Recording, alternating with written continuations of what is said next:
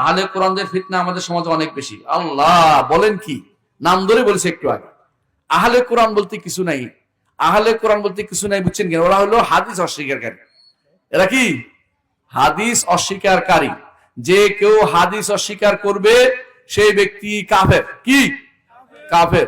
তার বউ তালাক হয়ে যাবে, তার সন্তানগুলি হারামজাদা হয়ে যাবে। বুঝছেন কথাটা?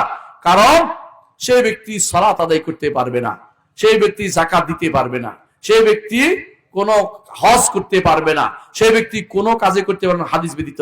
এর অর্থ হচ্ছে সেই ব্যক্তি কিন্তু হাদিস অস্বীকার করার অর্থ হচ্ছে সেই ব্যক্তি আল্লাহর নির্দেশকে অস্বীকার করেছে। আল্লাহর নির্দেশ কি? আল্লাহ বলছে আতিউল্লাহ ওয়া আতিউর রাসূল। আল্লাহ বলছে ওমা আতাকুমুর রাসূল ফাখুযুহু ওমা নাহাকুম আনহু ফান্তাহু। সুতরাং মনে রাখতে হবে, যে কেউ এই কাজে লিপ্ত হবে তাকে সাবধান করবেন, সাবধান, তোমার সাথে আমার কোনো সম্পর্ক থাকবে না। যদি কোনো নারী যদি কোনো এরকম হাদিস অস্বীকারী ঘর সংসার করতে থাকেন, ঘর ছেড়ে চলে আসবেন, প্রয়োজনে কাজ করে খাবেন, তারপরেও ওর ঘর করবেন না। আর কোনো পুরুষ যদি কোনো আপনার স্ত্রী যদি হয় এরকম হাদিস অস্বীকারী, তাকে তালাক দিয়ে বিয়ে করে দিবেন। এটা তো আপনার জন্য সহজ কঠিন কিছু নয়। সুতরাং কোনো ব্যক্তি হাদিস অস্বীকারীকে কাফেরের মতো ট্রিট করবেন। কি মতো? কাঠটা কাফের মতো ট্রিট করবেন। জি।